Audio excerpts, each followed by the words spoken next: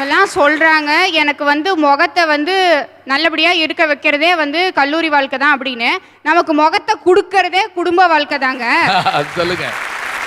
இது அவங்க அப்பா மாதிரி இருக்கு, அவங்க அம்மா மாதிரி இருக்கு, அவங்க தாத்தா முகம் அப்படியே ஜாடை என்று நமக்கு ஒரு ரிசம்பிளன்ஸ் கொடுக்கறது நம்முடைய யாரு குடும்பம் தான் தர்றாங்க. நமக்கு முகத்தை கொடுத்து உயிரை கொடுத்து நமக்கு எல்லாவுமாவே இருக்கிறது நம்ம குடும்பம் தாங்க. அப்படிப்பட்ட குடும்பத்துல தாங்க நிச்சயமா திருப்புமுனை ஏற்படும். ஒரு மனுஷனோட உண்மையான திருப்புமுனை அவனோட குடும்பத்துல தாங்க ஏற்படும். எப்படின்னா ஒரு மனுஷன் தன்னைத்தானே எப்ப உண்மையா உணர்றானோ அப்பதான் திருப்புமுனை ஏற்படும். இந்த கல்லூரியிலயோ சமுதாயத்திலயோ நிச்சயமா ஒரு போலித்தனங்கிறது மனுஷங்கிட்ட வந்துடும். ஆனா குடும்பத்துல நாமளா இருப்போம். அப்படிப்பட்ட இடத்துல தாங்க திருப்புமுனைங்கிறதே ஏற்படும். சந்தர்ப்பத்தால் வருவது பழக்கம், அத்தகைய சந்தர்ப்பங்களை தவிர்ப்பது தான் நல்ல ஒழுக்கம்னு வைரமுத்து சார் சொல்லியிருக்காரு. அப்படிப்பட்ட ஒழுக்கத்தை கற்றுக் கொடுக்கறது நம்ம குடும்பம் தாங்க. இப்ப முதல்ல நம்ம பிறந்த உடனேயுமே பார்க்குற முகம் வந்து நம்ம தாயோட முகம். அந்த இடத்துலயே நமக்கு திருப்புமுனை கிடைச்சிரும். ஒருத்தவங்க கிட்ட எப்படி பழகணும்னு நம்மளுக்கு சொல்லி கொடுக்கறதே நம்ம அம்மா தான். எப்படிப்பட்ட கல்லூரியா இருந்தாலும் எப்படிப்பட்ட சமுதாயமா இருந்தாலும் அறிமுகப்படுத்துறதே குடும்பம் தாங்க. ஒரு சிறந்த நடிகருக்கு முக்கியம் அறிமுகம். அதே போல எப்பேற்பட்ட கல்லூரியா இருந்தாலும் சமுதாயமா இருந்தாலும் அறிமுகப்படுத்துறதே நம்ம குடும்பம் தான். மேல் நோக்கி எரியும் தீ, மேல் நோக்கி முட்டும் விதை, மேல் நோக்கி வளரும் மனிதன், இதெல்லாமே கீழ் நோக்கி பொழியக்கூடிய மழை மட்டும் பொய்த்திருச்சுன்னா நிச்சயமா கிடைக்காதுங்க. அருமையான வார்த்தை. கவிஞர் வைரமுத்து இதை சொல்லியிருக்காருங்க. அப்படிதாங்க எல்லாமே. நீங்க இந்த கல்லூரிக்கோ சமுதாயத்துக்கோ முதல்ல குடும்பத்துல இருந்து தான் போவீங்க. அதனால எல்லாத்துக்குமே காரணமா இருக்க குடும்பம் தாங்க நம்மளுக்கு திருப்புமுனை ஏற்படுத்தும். திருமண வாழ்க்கை பத்தி எல்லாரும் குறையா சொல்றாங்க. திருமண வாழ்க்கைங்கிறது என்ட்ரியே சொர்க்கம், எக்ஸிட் மட்டும் உங்களுக்கு எப்படிங்க நரகம் ஆயிடும்? நிச்சயமா நம்மளுக்கு திருமண வாழ்க்கைங்கிறது சொர்க்கமா தாங்க இருக்கும். அப்பேற்பட்ட குடும்ப வாழ்க்கையில தாங்க நம்மளுக்கு திருப்புமுனையும் அமையும். நல்லா இருக்கு. உள்ள போறது சொர்க்கமா இருந்தா வெளியே வருது எப்படி நரகமா இருக்கும்? எங்க போறேன்னு கேட்டா மதுரைக்கு, திரும்பி வருது எங்க? மதுரையில தான் வருவேன். அழகா சொன்னீங்க. அடுத்து கல்லூரி வாழ்க்கைங்கிறது பாக்கெட்டுக்குள்ள இருக்கிற சேமியா மாதிரி சும்மா வெறப்பா இருப்பான் நம்ம பசங்கள்லாம். ஆனா அதே கல்யாண வாழ்க்கைங்கிறது பாயாசத்துல போட்ட சேமியா மாதிரி நொந்து நொல்லுன்னு ஆயிரும். அப்படிதான் இன்னைக்கு பிரச்சனை ஆகிட்டு. என்னைய பாருங்க, நான் கல்யாணம் பண்ணதுக்கு முன்னாடி தஞ்சாவூர் ஆண்ட ராஜராஜ சோழ மாதிரி சும்மா கம்பீரமா இருந்தேன். இன்னைக்கு தஞ்சாவூர் தலையாட்டி பொம்மை மாதிரி தலையாட்டிக்கிட்டு இருக்கேன். ஒவ்வொருத்தருடைய வாழ்க்கை இன்னைக்கு அப்படிதாங்க இருக்குது. உங்களை பாருங்க, என்ன பிரச்சனை உங்களுக்கு? ஒரு சொல்றாரு, அந்த பாப்பா சொல்லுது குடும்ப வாழ்க்கை தான் சிறந்தது, இந்த பாப்பா சொல்லுது கல்லூரி வாழ்க்கை தான் சிறந்தது. உண்மையிலே பாருங்க, என் வீட்டுல என் மனைவி எப்படி தெரியுமா இருப்பா? இன்னொரு வரைக்கும் காலமேன்னு பார்த்தேன் உங்க மனைவிய. மகாராணி மாதிரி இருப்பா சார். குடும்பம்னு வந்துட்டா மனைவி இல்லாம குடும்பம் எங்க சார் இருக்கு? ஆமா. என் வீட்டுல மனைவி சும்மா மகாராணி மாதிரி இருப்பா. நான் எப்படி தெரியுமா இருப்பேன்? அப்புராணியா இருப்பேன். இந்த மகாராணிக்கு இந்த அப்புராணிக்கு சேர்ந்து ஒரு புள்ள பிறந்தா பாருங்க, கம்ப்யூட்டர் சாம்பிராணி மாதிரி பிறந்திருக்காருங்க. அது பாருங்க, சாம்பிராணி கம்ப்யூட்டர் சாம்பிராணியா? எங்க குடும்பமே ஒரே புகைத்தலை தான் இருக்கும். என்ன பார்த்தாலே உங்களுக்கு தெரியும் இந்த குடும்பம் ஒரே புகைத்தலை தான் இருக்கும்னு சொல்லிட்டு. இந்த நல்ல கேள்வி கேட்கிறேன். சொல்லிட்டே இருக்காருங்க பிரச்சனைன்னு. மனுஷனுக்கு பிரச்சனை இல்லைன்னா கடவுளுக்கே அர்ச்சனை இல்லைங்க. அப்படி சொல்லுங்க. குடும்பத்துல வர பிரச்சனை எல்லாம் அன்பை மறுபடியும் ஊக்குவிச்சுக்கிட்டே இருக்குங்க. அப்படிப்பட்ட அன்பு குடும்பத்துல தாங்க கிடைக்குது. இவர் தெரியாம சொல்லிட்டு இருக்காருங்க. ஆமாங்க. அர்ச்சனையே இல்லைன்னு சொல்லுது இந்த பாப்பா. நானும் உண்மையிலே காளியம்மானதான் அர்ச்சனை பண்ணேன். அதை பார்த்தா பத்திரக்காளியா வந்து ஆடுறாள். நான் என்னமா பண்றது? எந்த ஒரு பிரச்சனை வந்தது சடனா மைண்டுக்கு வந்தது குடும்பம் தானேங்கயா, சமூகமோ கல்லூரியே வரலையே. அவர் சொல்றாரு என் மனைவி அப்படி இருக்காங்க இப்படி இருக்காங்கன்னு. நாளைக்கு ஒரு காலம் அவருக்கு ஏதாச்சும் ஆனாலும் அவங்க மனைவி தாங்கயா பாத்துப்பாங்க, சமூகமோ கல்லூரியா வந்து பாக்காது.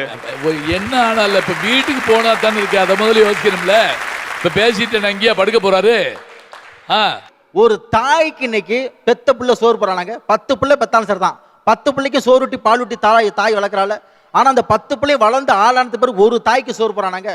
மூத்த மகன் சொல்றாங்க, வா நீ என்னைய மட்டுமே பெத்த, தம்பி தானே பெத்த, தம்பி வீட்டுல 10 நாளைக்கு சோறு தின்னு போ அப்படின்னு அடிச்சு துரத்துறான். தம்பி 10 நாள் சோறு போட சொல்றான், தங்கச்சி வீட்டுக்கு போ, தங்கச்சி வீட்டுல 10 நாளைக்கு சோறு தின்னு அடிச்சு துரத்துறான். அப்படி வாழ்நாளில் தன்னுடைய தாயை தள்ளி வைக்கிறான்.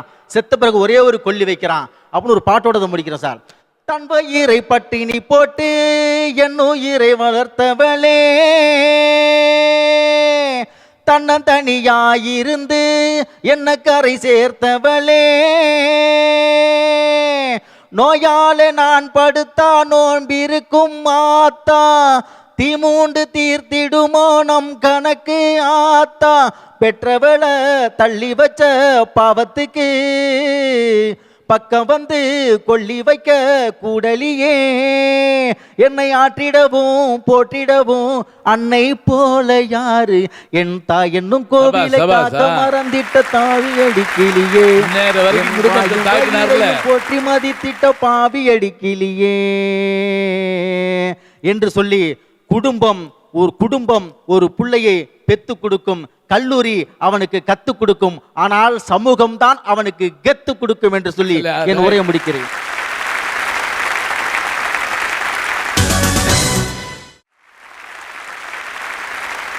அஞ்சும் 10 ஆனா காலேஜ் லைஃப் தான் கெத்து. வேட்டையாடி விளையாடி மதிப்பெண்களோடு திண்டாடி முடிச்சதுக்கு அப்புறம் நம்மளோட முதல் படி எடுத்து வைக்கிறது காலேஜ் லைஃப் தாங்க. உதாரணத்துக்கு சேலத்தில் பிறந்தவரே நான் சொல்கிறேன். சாதாரண விவசாய குடும்பத்திலேருந்து பிறந்து ஸ்கூல் எல்லாம் முடிச்சுட்டு ஐஐடி காலேஜில் போய் சேர்ந்தார். அவருக்கு இங்கிலீஷ் தெரியாது, ஆங்கிலம் தெரியாது. அவர் ரொம்ப பயப்பட்டார். அவரோட கல்லூரி நண்பர்களும் கல்லூரி ஆசிரியரும் தான் ஆங்கிலன்றது மொழி தான், பயப்படுறதுக்கு ஒன்றும் இல்லைன்னு சொல்லி கற்றுக் கொடுத்து அவர் கல்லூரி முடித்து கொங்கு காலேஜில் பேராசிரியராக இருந்து கேஎஸ்ஆரில் முதல்வராக இருந்து சின்ன அறக்கட்டளை மூலம் கல்லூரி நண்பரோட சேர்ந்து இப்போ ஒரு கல்லூரி நடத்திட்டு இருக்காரு. அவர் வேற யாரும் இல்லை, எங்கள் கல்லூரி முதல்வர் டாக்டர் பிஎஸ்எஸ் ஸ்ரீனிவாசன்றதை நான் பெருமையாக சொல்லிக்கிறேன். அவரோட திருப்புமுனையும் கல்லூரி வாழ்க்கை தாங்க. வெற்றி என்பதற்கு பணிவு அவசியம், தோல்வி என்பதற்கு பொறுமை அவசியம், எதிர்ப்பு என்பதற்கு துணிவு அவசியம், எது வந்தாலும் நம்பிக்கை அவசியம்ன்றது கற்றுக் கொடுப்பது கல்லூரி. ஒரு பாட்டிலே சொல்லியிருப்பாங்க, உலகத்தில் பிடிப்பது எதுவென்று உன்னை கேட்டால் கல்லூரி வாழ்க்கையை தான் காட்டிடுவேன்பாங்க. அடுத்த ஜென்மத்துல அங்கதான் மரமா வளருவேன்னு அவங்க கேட்பாங்கயா. கல்லூரி வாழ்க்கை தான் ஒரு மனுஷனுக்கு திருப்பமா அமைதுன்ற சொல்லி நான் நன்றி கூறி விடைபெறுகிறேன். நன்றி நன்றி நன்றி. அடுத்து ஐயா, 10 மாதம் சுமந்து வைக்கிற அந்த குழந்தை பிறந்த உடனே பெண்ணுக்கு தாய்ங்கிற பட்டத்தையும் ஆணுக்கு தந்தைங்கிற பட்டத்தையும் கொடுக்கறது அந்த குழந்தைங்க ஐயா. அவ்வாறு கொடுக்கிற குழந்தைக்கு சக்கரை தண்ணி எதுக்கு ஊத்துறாங்களா தெரியுமா ஐயா? உங்களை போல ஒரு சிறந்த ஒரு நபரை ஊட்டுறாங்கன்னா எதுக்காகங்க ஐயா?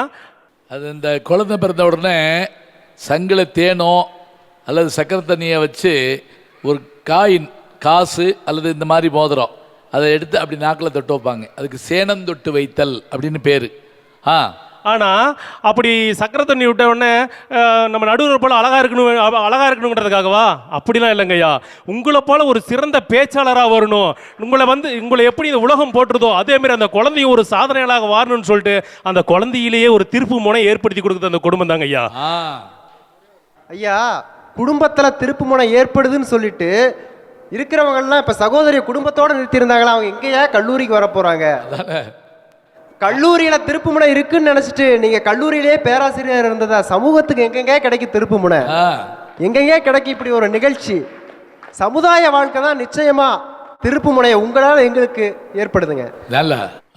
ஐயா, இவ்வளவு பேசுறாரு இல்லைங்க ஐயா. இந்த நிகழ்ச்சி முடிஞ்ச உடனே இவர் சமுதாய வாழ்க்கைக்கோ அல்லது கல்லூரி வாழ்க்கையோ போக மாட்டாருங்க, குடும்ப வாழ்க்கைக்கு தான் ஐயா போவாரு. ஐயா, ஒரு நடந்த உண்மை சம்பவங்க ஐயா. எல்லாரும் மாரி நானும் கல்லூரி படித்தேன். கல்லூரி படிச்சுட்டு இருக்கிறப்ப நானும் எல்லாரும் மாதிரி காதலை நானும் விழுந்தேங்க. விழுந்த உடனே எனக்கு அந்த காதலிச்ச பொண்ணியை கல்யாணமும் தெரிஞ்சுக்கிட்டேன். ஐயோ பாவமே. செஞ்ச உடனே நான் பிஜி படிக்கிறதுக்காக நான் ஈரோட்டில் படிக்க போகிறேங்க ஐயா. என்னுடைய மனைவி வந்து யூஜியோட நிறுத்திக்கிட்டாங்க. நானும் சரி அவன் வேலைக்கு போகல, நான் உன்னை படிக்க வைக்கிறேன்னு சொல்லிட்டு சொன்னேன். அதுக்கு என் மனைவி சொன்னாங்க, வேண்டாங்க நீங்கள் படிக்க வேணாம், நீங்கள் 2 வருஷம் படிங்க, உனக்காக நான் வேலைக்கு போகிறேன்னு சொல்லிட்டு பெட்ரோல் பங்கில் 2 வருஷம் எனக்காக வேலை செஞ்சாங்க. சபாஸ். உங்க மனைவி நீங்க எங்க பாத்தீங்க ஐயா? குடும்பத்திலிருந்து கல்லூரிக்கு வந்ததுனால. எங்க பார்த்து கல்யாணம் பண்ணீங்க? முதல்ல கேள்வி வைக்கிற ஃபிளாஷ்பேக். உங்க மனைவியை எங்க பார்த்து கல்யாணம் பண்ணீங்க?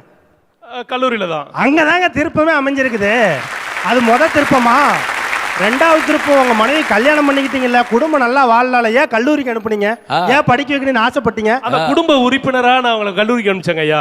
அவரு மனைவியை பார்த்து கல்யாணம் பண்ணனதும் கல்லூரியில தான்.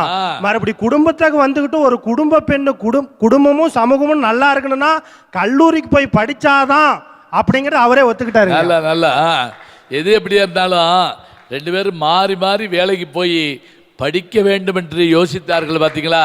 மாறி மாறி சம்பாரிச்சு அந்த பணத்தை நாங்கள் வட்டிக்கு விடுவோம் அல்லது வேற இன்னும் யோசிக்காம மேலும் மேலும் கல்வியை உயர்த்தினார்களே, அதுக்காக நம்ம இந்த குடும்பத்தை பாராட்டணுங்க. ரொம்ப பாராட்டு. அப்படி நாங்கள் ஒவ்வொருத்தரும் மாறி மாறி படிச்சோங்க ஐயா. நாங்கள் ஒரு டிகிரிலே கல்யாணம் பண்ண நாங்கள் இப்போ ஒவ்வொருத்தரும் 5 டிகிரியோட ஒரே கல்லூரியில் கொங்குநாடு கலை அறிவியல் கல்லூரியில் 2 பேரும் ஒரே இடத்துல நாங்கள் வேலை செஞ்சுட்டு இருக்கிறோங்க ஐயா. இதுக்கு காரணமே என்னுடைய மனைவி தாங்க. என்னுடைய மாற்றத்துக்கு என்னுடைய ஊக்கத்துக்கும் அவங்க தான் துணையா இருந்தாங்க. அதனால ஒவ்வொருவருடைய வாழ்க்கையிலும் திருப்பு முனையை ஏற்படுத்தி கொடுக்கிறது குடும்பம் தான் சொல்லி முடிச்சுக்கிறேங்க. அருமை. சமுதாய வாழ்க்கை பற்றி ஒரே ஒரு கவிதை. தான் கற்கிறான் கல்லூரியில், தன்னை கற்கிறான் குடும்பத்தில், தானே கற்கிறான் சமூகத்தில்ங்க. இந்த மாதிரி சமூகத்தில் தன்னை கற்றுட்டு நிரூபித்தவங்க பல பேர் இருக்காங்க. அதெல்லாம் சொல்லணும்னா பட்டியல் போயிட்டே இருக்கும். ஏஞ்சல் ஆஃப் மெர்சின்னு சொல்லப்படுற அன்னை தெரசாலேருந்து, நெல்சன் மண்டேலாலேருந்து, பாரதியார், காமராஜர், அண்ணாதுரையிலேருந்து, புரட்சியாளர்களான Fidel Castro, Martin Luther King, சேகுவாராலேருந்து இப்போ வாழ்ந்துட்டு இருக்க அண்ணா ஹசாரே வரைக்கும் எல்லாருமே ஒரு சமூகவாதி தானே சார். எல்லாரும் நமக்கு உறுதுணையாக இருக்கிறது, தூண்டுகோலாக இருக்கிறதும் இவங்கள மாதிரி ஆட்களால தானே. இங்கே இருக்க எல்லாருமே மனசு தொட்டு சொல்லுங்கள், சமூகத்தில் நடக்கிற அவலங்களையும் சமூகத்துக்கு மாற்றம் ஏற்படுத்தணும்னு உங்கள் மனசுக்குள்ளே கண்டிப்பாக இல்லையா? எல்லாருக்குள்ளேயும் இருக்குங்க. அதை தூண்டி கொண்டு வரதே இந்த மாதிரி ஆளுங்க தான். இன்னொன்று சொல்லுவாங்க, கல்லூரியில் தான் நான் யாருன்னு நானே தெரிஞ்சுக்கிட்டேன் அப்படின்னு. கல்லூரியில் தான் நீங்கள் யாருன்னு தெரிஞ்சுக்கிறீங்கன்னா நீங்கள் எப்படிங்க சமுதாயத்தில் ஒரு சிறந்த மாணவனாவோ சிறந்த மாணவியாவோ வர முடியும்? ஒலிம்பிக் போட்டி எல்லாருக்கும் தெரியுங்க. ஒலிம்பிக் போட்டியில் நம்ம பெருசாக பதக்கம் வாங்குறதுலும் தெரியும். அதுக்கு காரணமே நான் இதை தான் சொல்லுவேன், இந்த கல்லூரி தான். ஏன் தெரியுமா?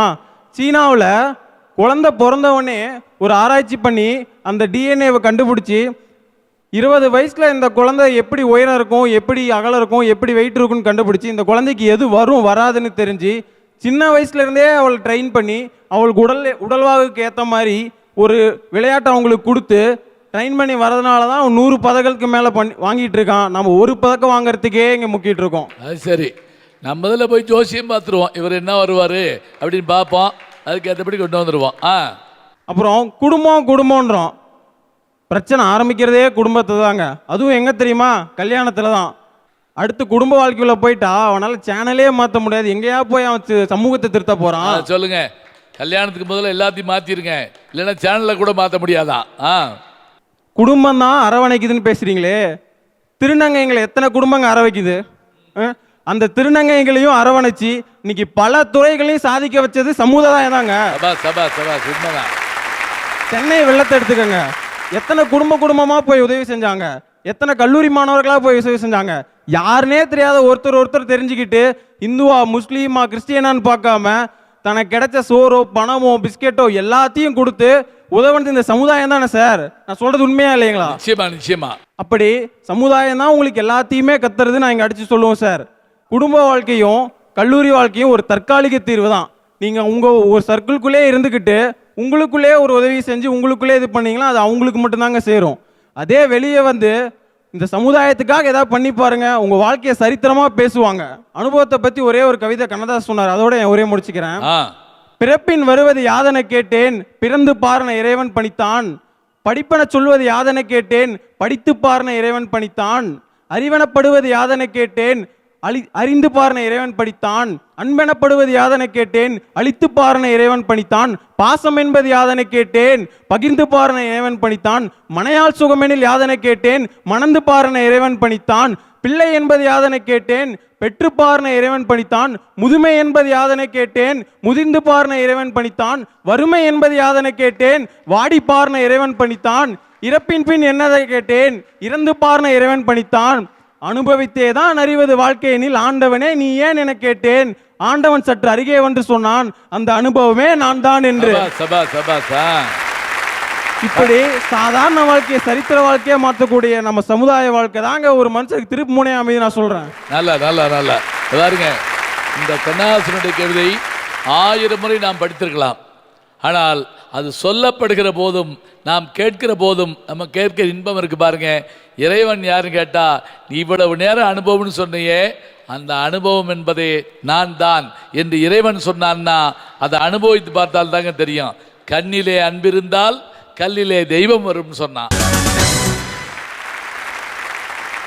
சில பேர் பேருக்கு ஆசிரியராக இருப்பாங்க, சில பேர் மட்டும்தான் பேராசிரியராக இருப்பாங்க. அப்படிப்பட்ட பேராசிரியர் மத்தியில் நான் பேசுறது உண்மையாலுமே பெருமையா நினைக்கிறேங்கய்யா.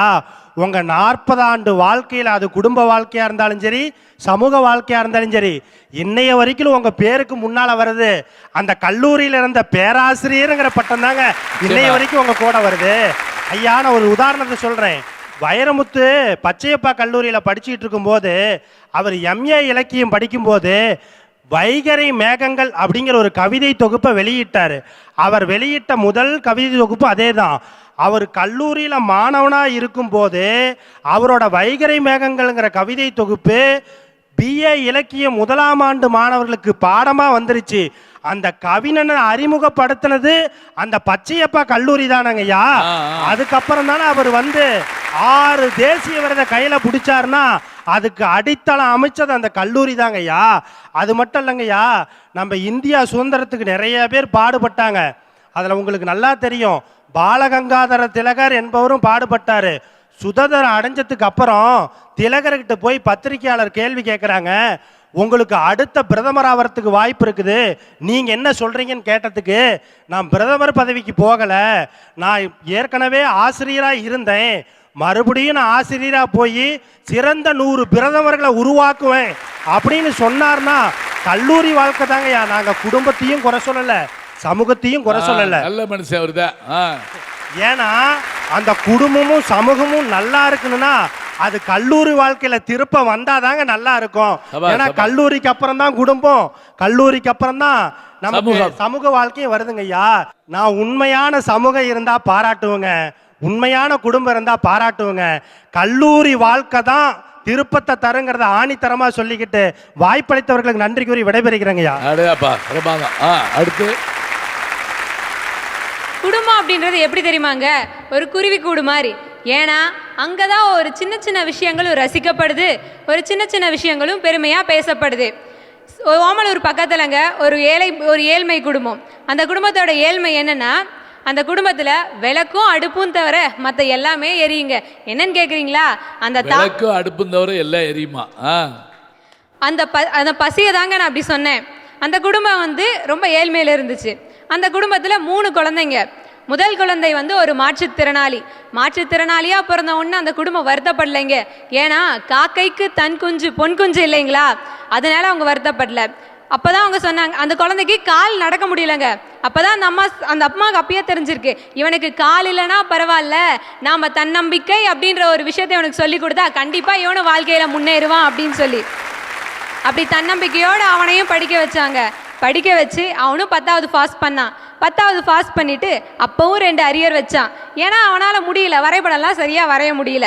அப்போ இந்த சமுதாயம் உன்னோட திறமை எவ்வளோதான் இருந்துச்சு, அவனோட நண்பர்களும் போதுண்டா மச்சான் விட்றா அப்படின்னு சொன்னாங்க. ஆனால் அந்த குடும்பம் இது அல்ல உன்னோட சாதனை, இதையும் தாண்டி சாதிக்கிறதா உன்னோட சாதனைன்னு சொல்லி அவனுக்கு ஊக்கம் கொடுத்துச்சு. அக்கா சொன்ன மாதிரி தாங்க, ஊக்குவிக்கிறவங்க ஊக்குவிச்சா ஊக்குவிக்கிறவங்க கூட தேக்க வைப்பான்னு சொன்னாங்கல்ல, அதுதாங்க அங்கேயே நடந்துச்சு. அவனும் பாஸ் பண்ணான், காலேஜ் போனான். அதுக்கப்புறம் அவனும் வாழ்க்கையில நிறைய சாதிச்சாங்க. அதுக்கப்புறம் ஒரு நரிக்குறவ பெண்ணுங்க, அந்த பெண்ணு இந்த சமுதாயம் ஒதுக்கி வச்சுச்சு. அவ கல்லூரியும் நீ எல்லாம் படிச்சு என்ன பண்ண போறன்னு சொன்னுச்சு. ஆனா அவ வீட்டில் போய் அவங்க அம்மா கிட்ட சொன்னா, அம்மா நண்பர்களும் இப்படி சொல்றாங்க, இந்த சமுதாயம் இப்படி சொல்றது, நான் என்னம்மா பண்றதுன்னு கேட்டா. அப்பா அந்த அம்மா சொன்னாங்க, இந்த உலகமே உன்னை திரும்பி பார்க்கணும்னா நீ அவங்க யாரையும் திரும்பி பார்க்காத அப்படின்னு சொல்லி கொடுத்துச்சு. அப்படி அந்த பொண்ணு படிச்சு சாதிச்சு 12th முடிச்சாங்க. 12th 782 மார்க் வாங்கி இந்த நரிக்குறவ இனத்திலே முதல் இன்ஜினியர் வேலை வாங்கினாங்க. வாழ்க்கை என்பது போர்க்களம், அதை வாழ்ந்துதான் பார்க்கணும். போர்க்களங்கள் மாறலாம், போர்கள் தான் மாறுமா. இது வாழ்க்கை பத்தின 4 வரிகள்யா. எனக்கு வாழ்க்கைன்றத புரிய வச்சதே என்னோட குடும்பன்ற கூட்டுக்குள்ள இருந்து நான் வெளியே வந்தப்பதாங்கய்யா. குடும்பத்துல என்னங்கயா பண்ணுவோம், இந்த பக்கம் திரும்பினா அம்மா இருப்பாங்க, இந்த பக்கம் திரும்பினா அப்பா, இந்த பக்கம் தம்பி தங்கச்சி, இந்த பக்கம் அத்தை மாமா, சுத்தி நம்மளுக்கு பாதுகாப்பு அரைவனப்ப தருவாங்கய்யா. கல்லூரிக்கு வரங்கய்யா, எல்லாம் ஆம்பளை பசங்க இருக்காங்க, பொம்பளை பிள்ளைங்க இருக்காங்க.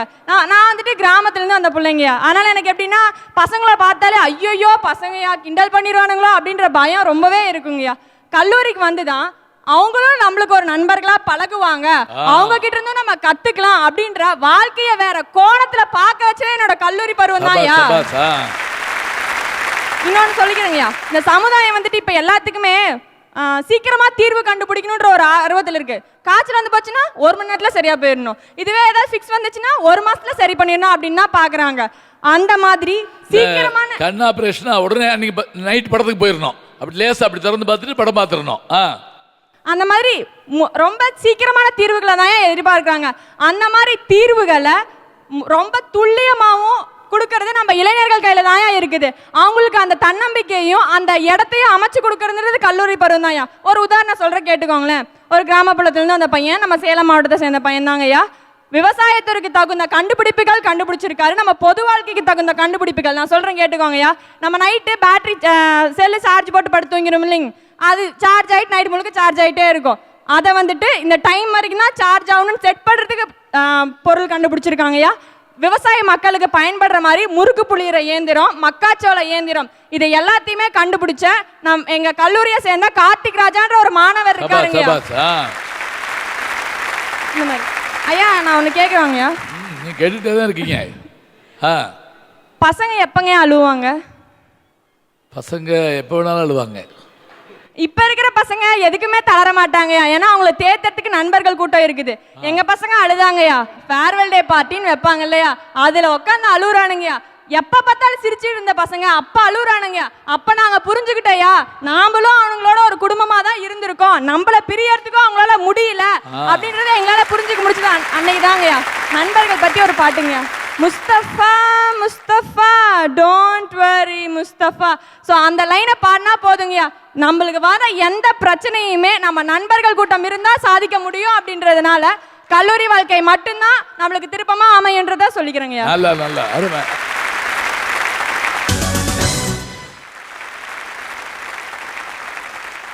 பூக்கள பறிக்கணியும் கொடாரிய தேடாதே, பூக்கள பறிக்கணியும் கொடாரிய தேடாதே, உன்னால முடியாதுன்னு கோழையாகி ஓடாதே, முதுக வளைச்சு நின்று முடியும் வரை செயல்படு, முதுக வளைச்சு நின்று முடியும் வரை செயல்படு, முடிவை திருப்பி பாரு நல்லா இருக்கும் நம் நாடு, முடிவை திருப்பி பாரு நல்லா இருக்கும் நம் நாடு, தோள்களையே ஒன்னா சேர்த்துவோம் தம்பிகளே, இந்தியாவை நாம மாத்துவோம், நாம தூங்கினா நாடு தூங்கிடும், நாம தூங்கினா நாடு தூங்கிடும், நாட்டின் வளர்ச்சி பாதையிலே தடைகள் வந்துடும், தூங்காதீங்க தூங்காதீங்க தம்பிகளே, துணிவை காட்ட தயங்காதீங்க. இந்த பாட்டில் நீங்களே எழுதிக்கிறீங்களா? ஐயா நான் அமரகுந்தி அப்படின்ற ஒரு கிராமத்துல இருந்து வர்றேங்க. சரி.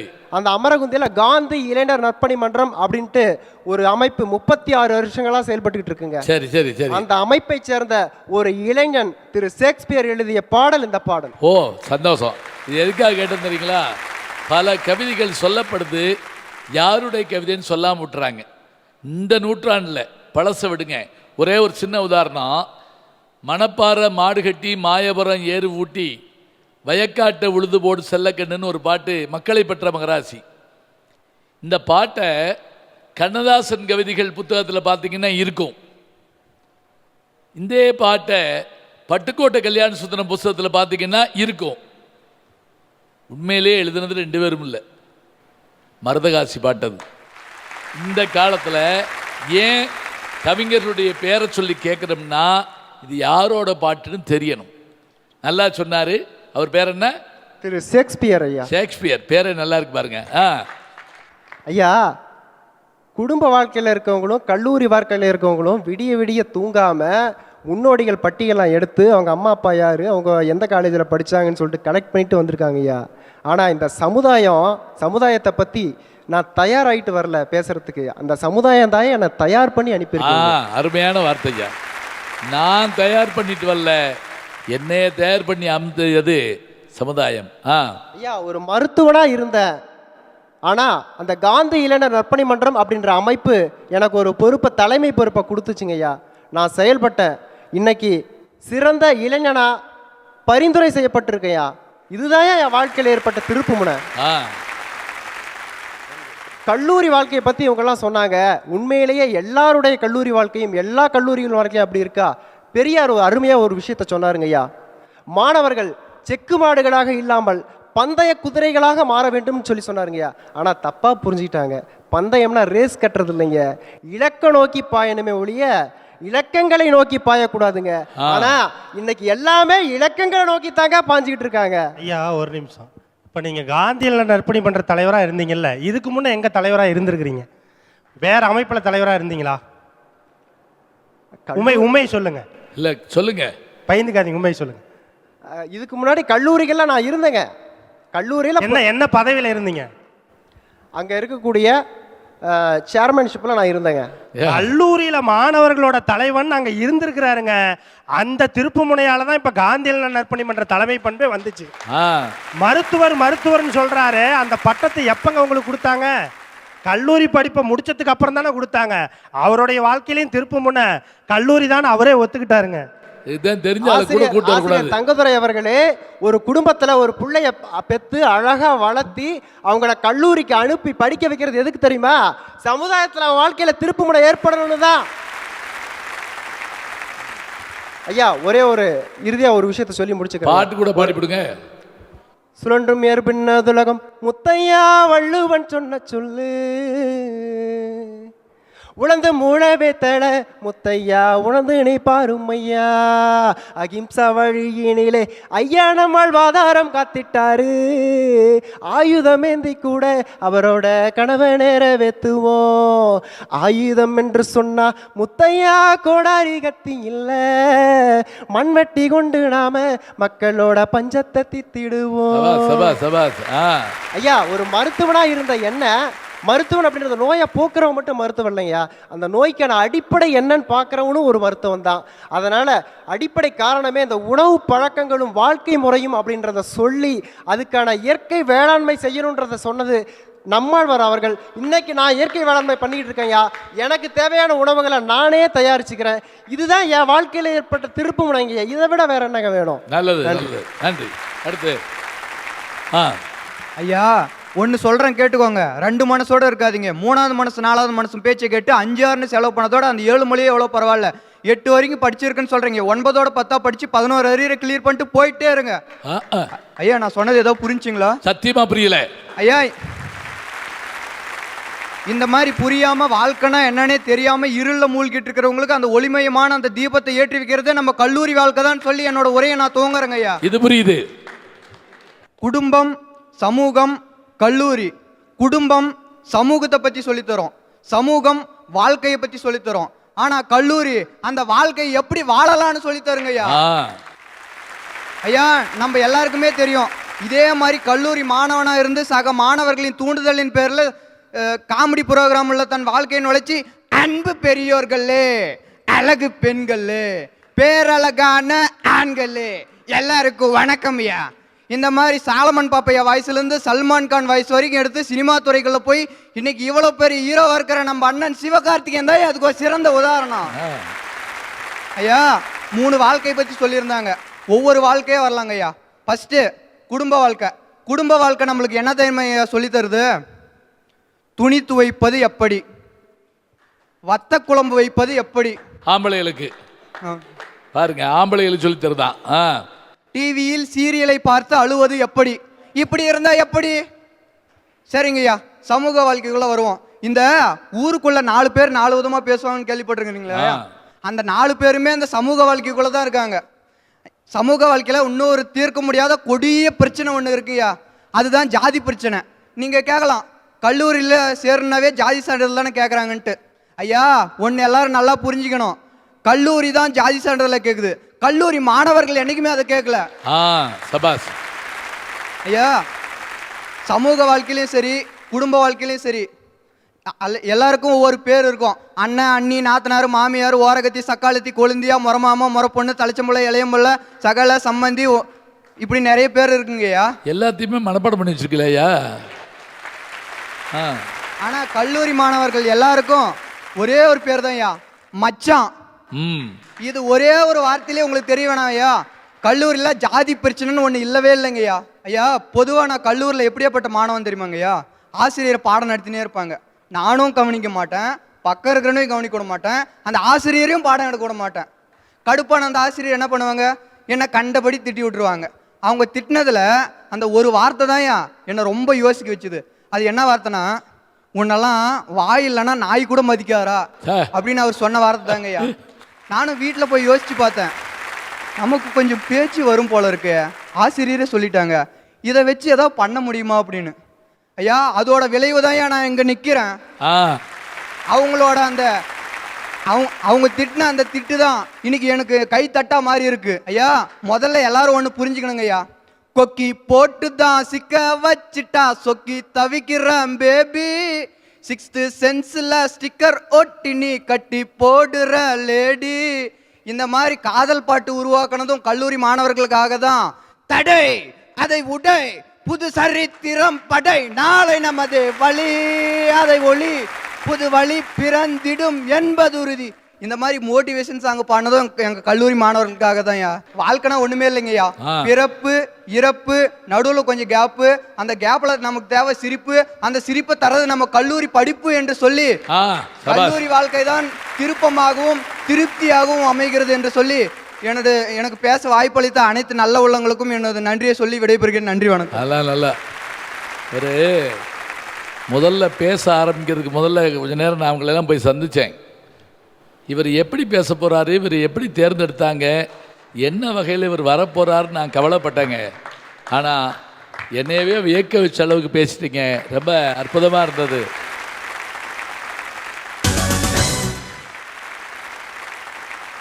ஐயா அந்த குடும்ப வாழ்க்கை கல்லூரி வாழ்க்கைங்கிறாங்க. நைட்டு படுக்க போறவன் காலையில் எந்திரிச்சா காஃபி, எந்திரிக்கலனா பால், அவ்வளவுதாங்க இன்னைக்கு வாழ்க்கையே. என்னங்கய்யா கல்லூரி வாழ்க்கை குடும்ப வாழ்க்கைங்கிறாங்க. என்னையா வர வர நேராக தத்துவம் பிச்சை எடுக்கிறீங்க எல்லாரும்.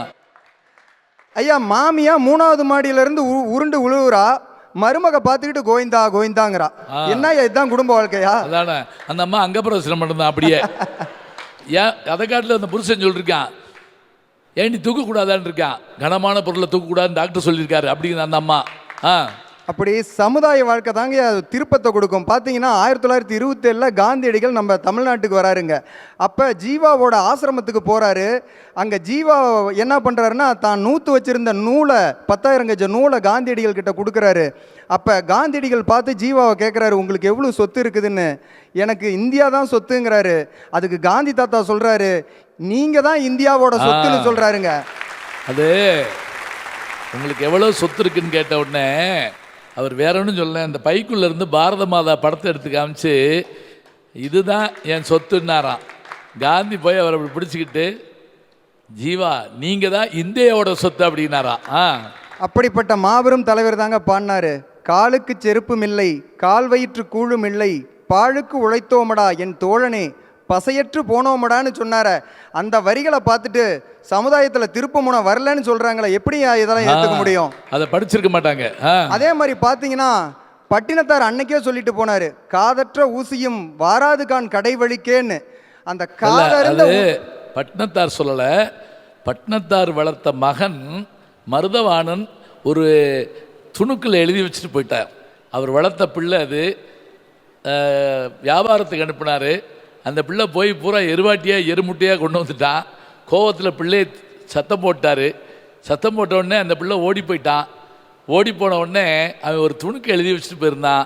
இப்படி திறந்து பார்த்தாரு, அதில் இருந்துச்சு, நீ இப்போ இவ்வளான்னு சொல்கிறையே, பின்னாடி என்ன ஆகும்? காதற்ற ஊசியும், ஒரு ஊசியினுடைய பெருமையே அதில் இருக்கிற அந்த நூல் கோர்க்கிற காது தான். காதற்ற ஊசியும் வாராது காணும் கடைவெளிக்கேன்னு சொன்ன உடனே அந்த ஒரு வினாடியில் அவருக்கு ஞானம் கிடைத்ததும்பாங்க. அதை வச்சு தான் பட்டினத்தாருடைய வாழ்க்கை மாறி காமிச்சிச்சு. அழகா சொல்லி கடைசியில் ஒரு மனுஷன் இறந்து போகிறப்ப அந்த காதருந்து ஊசி கூட அவருக்கு கடைசி துணையாக போகலங்கிறத அழகாக சொல்லியிருந்தாங்க அன்னைக்கு. அதிலிருந்து தாங்க நம்ம கண்ணதாசனும் அழகாக எடுத்தாரு பாருங்க. வீடு வரை உறவு, வீதி வரை மனைவி, காடு வரை பிள்ளை, கடைசி வரை யாரோன்னு அழகா சொன்னார கண்ணதாசன். அந்த பாடல்ல இருந்து தாங்க எடுத்தாரு இந்த அற்புதமான வரிகளை. அதே மாதிரி பார்த்தீங்கன்னா அன்னைக்கே திருவாசகத்தில் மாணிக்க வாசகர் அழகா சொன்னாருங்க, புல்லாகி பூடாய் புழுவாகி மரமாகி பல்விருகமாகி பறவையாகி பாம்பாகி கல்லாய் மனிதராய் பேயாய் கணங்களாய் வல்லசுரராகி முனிவராய் தேவராய் செல்லா நின்ற இத்தாவர சங்கமத்துள் எல்லா பிறப்பும் பிறந்தலைத்தேன் எம்பெருமான்னு சொன்னாருங்களே. ஒருத்தன் புல்லா பிறந்து பூண்டா பிறந்து நாயா பிறந்து பேயா பிறந்து கடைசியா மனுஷனா பிறக்கிறாங்களே, அந்த மனுஷனா பிறந்ததுக்கு அர்த்தம் என்னன்னா அவன் சமுதாய வாழ்க்கையில ஈடுபட்டு அந்த சமூகத்துல ஒரு திருப்பு முனையை ஏற்படுத்தணும். அந்த ஒரே ஒரு விஷயத்தை மட்டும் அத்தனை நினைவுபடுத்த பேரையும் கேள்வி கேட்டுக்கிட்டே இருக்கீங்களே, பேச மாட்டீங்களா வீட்டில்? ஐயா இல்லையா, ஒரு சமுதாய 13 பேரையும் விடலையா, ஒரு ஆள் விடாம. நல்லா ஐயா, இருக்கு. அவர் சொன்ன ஒரு விஷயத்த, இதே சேலத்து மண்ணை சேர்ந்த ஒரு ஆன்மா இன்னைக்கு தமிழகத்துல நிறைய மதுக்கடைகளை மூட காரணமா இருக்குங்க. அவருடைய அந்த சமுதாய வாழ்க்கை சரி, கல்லூரியில இருக்கக்கூடிய இளைஞர்களுக்கும் குடும்பத்துல இருக்கக்கூடிய பெண்கள் வாழ்க்கையிலும் திருப்புமுனை ஏற்படுத்தியிருக்குதுன்னா அது அவருடைய சமுதாய வாழ்க்கை தான் காரணம். நிச்சயமா நிச்சயமா நிச்சயமா. அதே போல வாலிப கவிஞர் வாலி அழகா அன்னைக்கே சொல்லிட்டு போனாருங்க, இல்லை என்போர் இருக்கையிலே இருப்பவர்கள் இல்லை என்பார், மடி நிறைய பொருள் இருக்கும், மனம் நிறைய இருள் இருக்கும், உனக்காக ஒன்று எனக்காக ஒன்று, ஒருபோதும் தெய்வம் கொடுத்ததில்லை, கொடுத்ததெல்லாம் கொடுத்தான், அவன் யாருக்காக கொடுத்தான், ஒருத்தனுக்காக கொடுத்தான், இல்லை ஊருக்காக கொடுத்தான்னு அழகா சொன்னாருங்களே. இதுல இருந்தே நம்ம தெரிஞ்சுக்கணுங்க, இதுல இருந்து தான் நம்ம சமுதாயத்துல திருப்புமுனை ஏற்படுத்துதுன்னு சொல்லிக்கிட்டு நிறைவா ஒரே ஒரு கருத்தை சொல்லி, இப்போ ஜியு போப்பு அவர் பார்த்தீங்கன்னா இங்கிலாந்து எங்கேயோ இருக்கிற இங்கிலாந்தில் பிறந்து நம்ம தமிழ்நாட்டுக்கு வந்து தமிழை கற்றுக்கிட்டு பாரதியாரை படித்து வள்ளுவத்தை மொழிபெயர்த்து அந்த ஜியு போப்பு கடைசியாக சாகிறதுக்கு முன்னாடி என்ன எழுதிட்டு போனார்னா, தன்னோட கல்லறையில் இங்கே ஒரு தமிழ் மாணவன் உறங்குகிறான்னு எழுதி வைங்கன்னு சொல்லிட்டு போனாருங்களே. ஐயா, எனக்கு எப்பயுமே ஒரே ஒரு வாசகம் ஞாபகத்தில் வரும். நம்பிக்கை கொண்ட ஒரு மனிதன் யாரிடமும் என்றும் மடிந்தோ எதிர்பார்த்தோ வாழ்வதில்லை. அதுக்கு ஒரே ஒரு எடுத்துக்காட்டு நான் எங்கள் அப்பா அம்மாவை கூட சொல்லுவேன். அப்பாவும் படிக்கல, அம்மாவும் படிக்கல, 2 பேருமே ரொம்ப கஷ்டப்பட்டு தான் என்னையும் எங்கள் அக்காவையும் வளர்த்துனாங்க. அப்பா ரொம்ப ரொம்ப மோட்டிவேஷன் டைப்பு. எங்கள் அக்கா ஒரு டைம் பள்ளியில் படிக்கிறப்ப ஃபெயில் ஆகிட்டாங்கன்னு கூப்பிட்டு எங்கள் அப்பாவை திட்டினாங்க. எங்கள் அப்பா எந்த ரியாக்ஷனும் கொடுக்கல. அப்புறம் எங்கள் அக்கா வீட்டுக்கு வந்து எங்கள் அக்காட்ட உன்னால் முடியுமா நீ பண்ணுனாங்க. யார் மோட்டிவேஷன் பண்ணாங்களோ எங்கள் அக்கா அவருக்காக படித்தாங்க. எங்கள் அக்கா தான் 12th ஸ்கூல் ஃபர்ஸ்ட்டு வந்தாங்க. அடேப்பா. எனக்கு கபடினா அவ்வளோ ஒரு ஆர்வம், தமிழ் வீர விளையாட்டுன்னு அதை அவ்வளோ ஆர்வமாக கற்றுக்கிட்டேன். என்னையும் அப்படி தான் என்கரேஜ் பண்ணார். நான் 2011 இந்தியன் சாய் டீமில் செலக்ட் ஆன கபடியில் மொத்தம் 256 பேர் இந்தியா டீம்லேருந்து எடுத்தாங்க. அதில் நானும் ஒருத்தன். எங்கள் அப்பா எப்பயுமே ஒரு மோட்டிவேஷன் டைப். அவர் இல்லாமல் ஃபேமிலியே இல்லாத ஒரு சுச்சுவேஷன் இருந்துச்சு. எனக்கு வாழ்க்கையில் திருப்பத்தை கொடுத்த அந்த ஒரு நாள் எங்கள் அப்பாவுக்கு ஆக்சிடென்ட் ஆனது தான். எங்கள் அப்பாவுக்கு ஆக்சிடென்ட் ஆகி ஹாஸ்பிட்டலில் இருக்காரு. நான் போய் பார்க்குறேன். எப்பயும் எங்கள் அப்பா ஒன்றே ஒன்று சொல்லுவார், ஒன்றுலடா தம்பி சரியாக போயிருன்னு. அவர் படுத்த படுக்கையில் கூட அரை மயக்கத்தில் சொன்னார், ஒன்றுலடா தம்பி நீ சரியாக போயிடும், நீ ஒன்றும் கவலைப்படாதன்னு. அன்னைக்கு தான் 25 வருஷத்தில் எங்கள் அம்மா கட்டின தாலி கழட்டி பேங்க்கில் அடகு வச்சு 1 லட்ச ரூபா பணம் வாங்கி எங்கள் அப்பா ஹாஸ்பிட்டல் செலவு கொடுத்தாங்க. அது என் மனசில் ஏற்பட்ட ஒரு மிகப்பெரிய தாக்கம். அது நான் என்னைக்காச்சும் அதை மாற்றணும்னு நினச்சேன். அன்னையிலேருந்து 3 மாதம் நாயா பேயா ஓடினேன், டியூஷன் நடத்தினேன், பார்ட் டைம் வேலை பார்த்தேன், பெட்ரோல் பங்க்கில் வேலை பார்த்தேன், ஹோட்டலில் வேலை பார்த்தேன். எப்படியாச்சும் அம்மா தாலியை மீட்டு கொடுங்கன்னு நினச்சேன். அடுத்த 3 மாதத்தில் என் சொந்த செலவில் எங்கள் அம்மாவோட தாலியை நான் மீட்டு கொடுத்தேங்கய்யா. அன்னைக்கு நான் ஒரு வரியை என் மனசுக்குள்ளே இது பண்ணிக்கிட்டேன். கஷ்டம் வரப்ப கண்ணை மூடாதே, அது உன்னை கொன்றுவிடும், விழித்திரு, அதை நீ வென்று விடலாம்னு. எப்பவுமேங்கய்யா அப்பா அம்மா வந்து இருக்கும்போது நல்லா பார்த்துக்கணும், இல்லாதப்ப ஃபீல் பண்ணி பிரயோஜனம் இல்லை. அதே தான் ஒரு மாபெரும் கவிஞர் சொல்லியிருப்பாரு அவரோட வரிகளை, 1000 தான் கவி சொன்னேன், அழகழகா போய் சொன்னேன், பெத்தவளே உன் பெருமை ஒத்த வரி சொல்லலையேன்னு. இது யாரும் இல்லை, நம்ம வைரமுத்து ஐயா. எங்கள் அம்மா இறந்த ஊட்டிக்கு எழுதினாரு. உயிரோடு இருக்கும்போது ஒரு எழுத்து கூட எழுதலை, இறந்ததுக்கு அப்புறம் எழுதினாங்க. ஐயா குடும்பம் தாங்க எல்லாமே. சமூகத்தை பற்றி பேசினாங்க, கல்லூரியை பற்றி பேசினாங்க. இதில் யாருமே அப்பா அம்மா இல்லாமையோ குடும்பம் இல்லாமையோ இருந்ததில்லை. எல்லாத்துக்கும் அடிமட்டம் குடும்பம் தான். பள்ளி நண்பன் குறுகிய காலம் வரை, கல்லூரி நண்பன் கஷ்டம் தரும் வரை, சிறந்த தாய் தந்தை நண்பனாய் அமைவது நீ மண்ணில் வீழும் வரை. நண்பர்களே, உண்மையிலேயே உணர்வுபூர்வமாக இருக்குது பேச்சு. பேச தெரியணும். பேச்சு என்பது அலங்காரம் கொண்டது, பேச்சு என்பது இலக்கணத்துக்கு உட்பட்டது, அதெல்லாம் இருக்கட்டுங்க. பேச்சு என்பது வாழ்க்கையினுடைய அனுபவம், அதுதான் உண்மை. இங்கே பேசுகிறாங்க பாருங்க, எல்லாரும் அவங்கவுங்களுடைய வாழ்க்கை வரலாற்றில் ஒரு பகுதியை எடுத்து சொன்னாங்க. நம்ம வழக்கமாக சொல்கிற ஒரு விஷயந்தான். இதை நான் தீர்ப்பாக சொல்ல விரும்பலை. 3 செய்திகளை உங்களுக்கு முன்னாடி வச்சோம். இந்த 3 செய்திகள் உங்களுடைய சிந்தனைக்கு வந்தது. அவர்களும் பேசினார்கள், நானும் பேசினேன். நீங்கள் சிந்தித்து பாருங்கள். முதல்ல அழகாக கேட்டாங்க, எந்த வாழ்க்கை திருப்பு முனை? திருப்பு முனைன்னு ஒரு விஷயத்தை வச்சுக்கிட்டிங்கன்னா அது எங்கேருந்து வந்த ஒன்றுமே இல்லாமல் நம்ம வாட்டுக்கு போகக்கூடாதுங்க. மாற்றம் இருக்கணும், திருப்புமுனை ஏற்படணும். முதல்ல கல்லூரி வாழ்க்கைக்கு வந்தாங்க. எல்லாருக்கும் கிடைக்கிற வாய்ப்பு இல்லைங்க.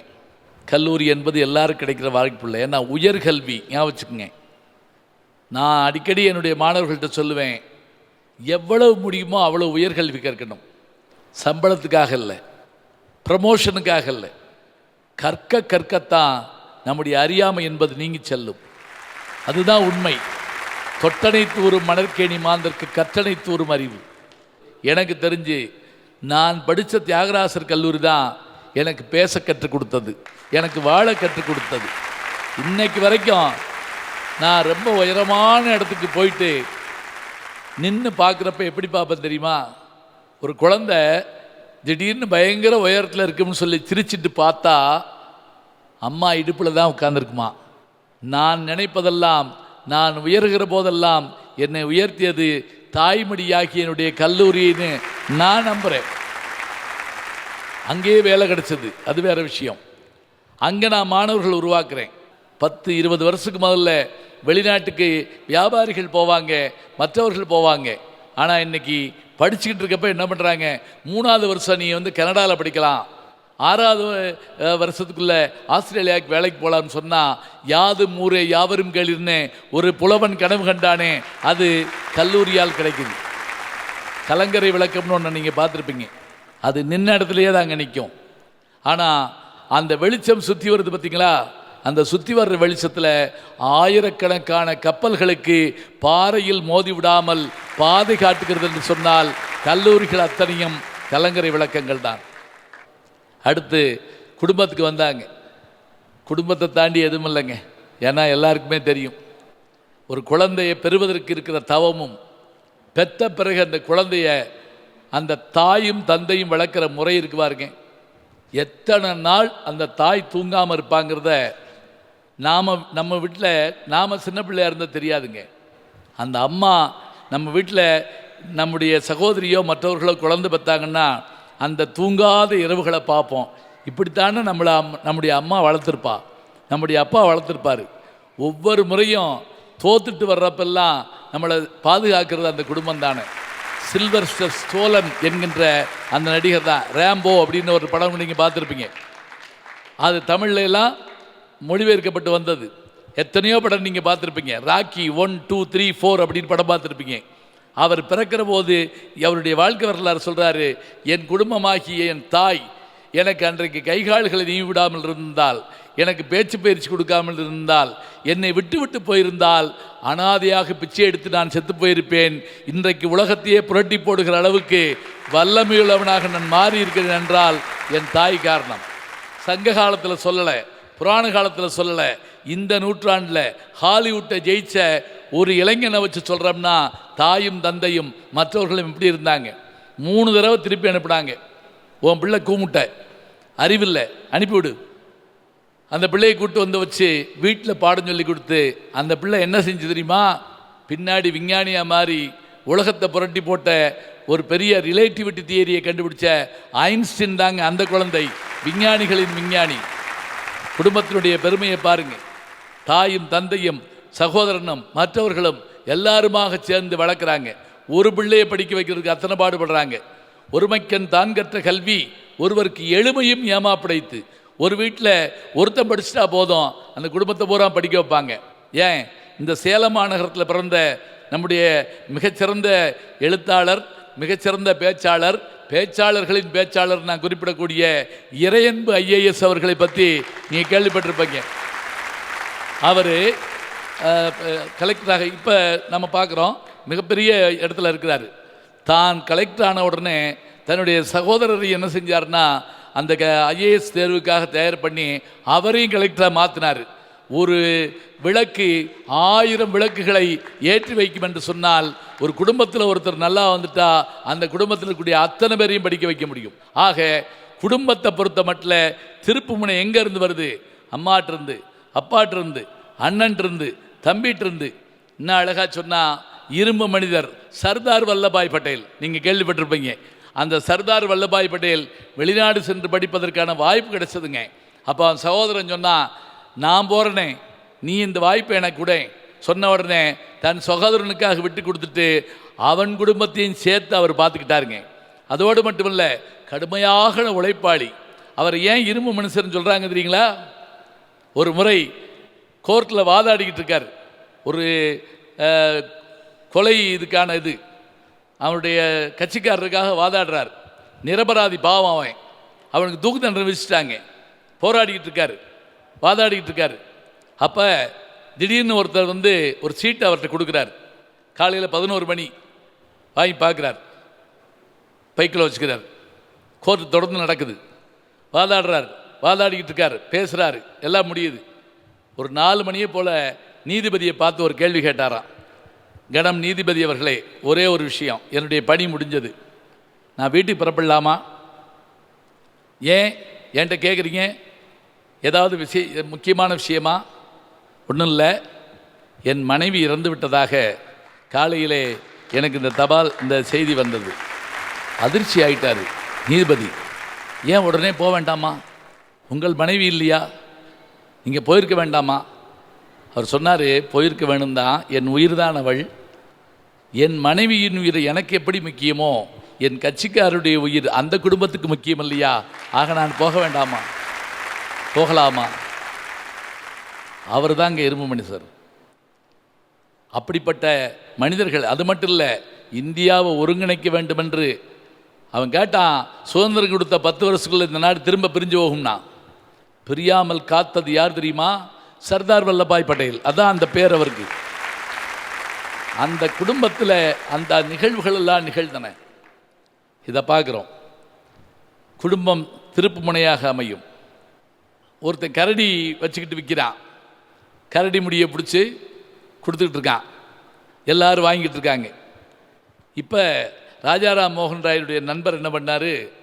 இந்த கரடி முடியை பார்த்துட்டு, உங்ககிட்ட ஒரு 2 ரூபா இருந்தால் கொடுன்னு கேட்டார். மோகன் ராய் கேட்டார், எதுக்காகன்னு? அந்த கரடி முடியை வாங்கி மோதிரம் போட்டால் நான் லட்சாதிபதி ஆவேன். அவர் சிரிச்சிருக்காரு. அதை நம்புறியா நீ? அம்மா, ஒரு முடியை வாங்கி போட்டால் லட்சாதிபதி ஆகலாம். அறிவில்லாமல் பேசாது. ஒரு முடியை வாங்கி நீ போட்டால் லட்சாதிபதி ஆவே இல்லை, கரடியவே அவன் தானே வச்சிருக்கான். அவன் பிச்சை எடுக்கிறானா இல்லையா? உழைச்சவன் தான் முன்னுக்கு வருவான், வேறு யாரும் வர முடியாது. என்ன அற்புதமான வார்த்தை! எங்கிருந்து பெற்றார்கள்? அப்படியே வாங்க சமுதாயத்துக்கு. எதையும் நம்ம குறை சொல்லலை, எல்லா சந்தர்ப்பத்தையும் பயன்படுத்துங்கள். சமுதாயங்கிறது என்ன? இவங்க சொன்ன மாதிரி, இவங்க சொன்ன கல்லூரியும் சரி, இவங்க சொன்ன குடும்பமும் சரி, எங்கே இருக்குது? இந்த சமுதாயத்துக்குள்ளதாக இருக்குது. சமுதாயம் என்ன செய்யும் தெரியுமா? அது உருவாக்கும். அழகாக சொன்னார், அது உருவாக்கும். அந்த மனிதர்கள் எப்படிப்பட்டவர்களாக இருப்பார்கள்? தன்னலமற்றவர்களாக இருப்பார்கள். சொன்னார்ல, காமராஜை பற்றி அவர் சொன்னார், ஜீவாவை பற்றி அவர் சொன்னார்.